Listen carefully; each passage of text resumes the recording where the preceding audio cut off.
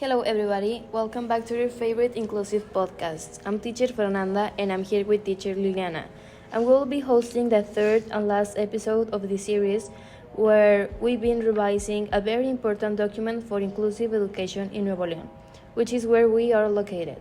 Yes, you're correct, Fernanda. But before we start, we have some amazing guests for today's episode.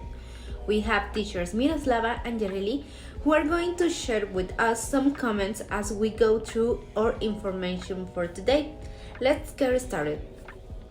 Okay, so in an ideal scenario, every school is constantly looking for a way to satisfy the needs of its community, from upgrades in structure to upgrades in the quality of the classes, particularly for inclusive education and educative figures, teachers, principals, inspectors, etc.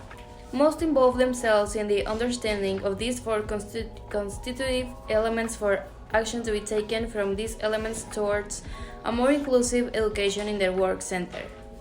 The first one is that inclusion is a process.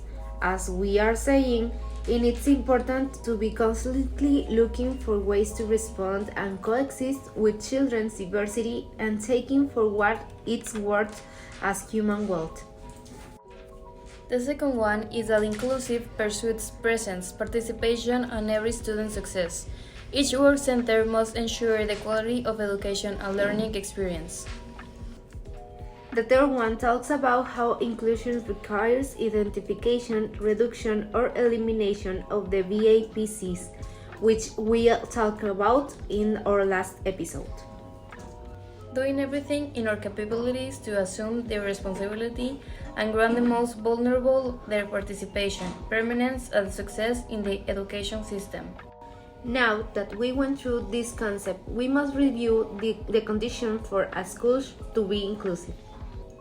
It accommodates everyone regardless of their characteristics, physical conditions, religion, origin, etc. Acknowledge the equality of every person. Every child has the same value as a student at the school, as equally compromised to their success. It emphasizes the attention to students who face the most social disadvantage, discrimination, or risk to school failure. It also acknowledges the diversity of every individual, and the institutions are the ones that have to change so they eliminate or avoid any kind of VAPC. Responding to diversity is the fact that every teacher knows. Everyone might agree on some strategies that can be applied to the bulk of the school population, such as giving the student more time to learn certain content, using other strategies or educational materials, and design complementary activities. Now, for our interesting guests, we have some questions from our listeners. Teachers, how much do you think that the way school regulates how many students and professors can have in the classrooms has an impact on the attention to diversity and inclusion? Well, thank you, Lily. I think that's a really interesting question.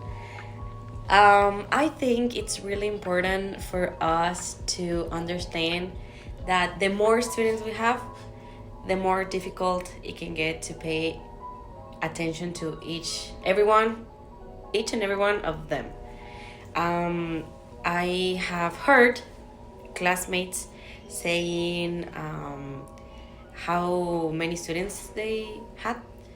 For example, Alfredo had like 20 something.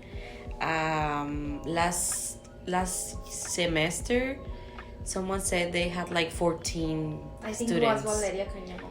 Yes, and like, how can I compete with them if I have 38 students? Like, how on earth am I supposed to divide myself in 38 pieces and pay attention to everyone? Because everyone has their own needs and their own learning processes.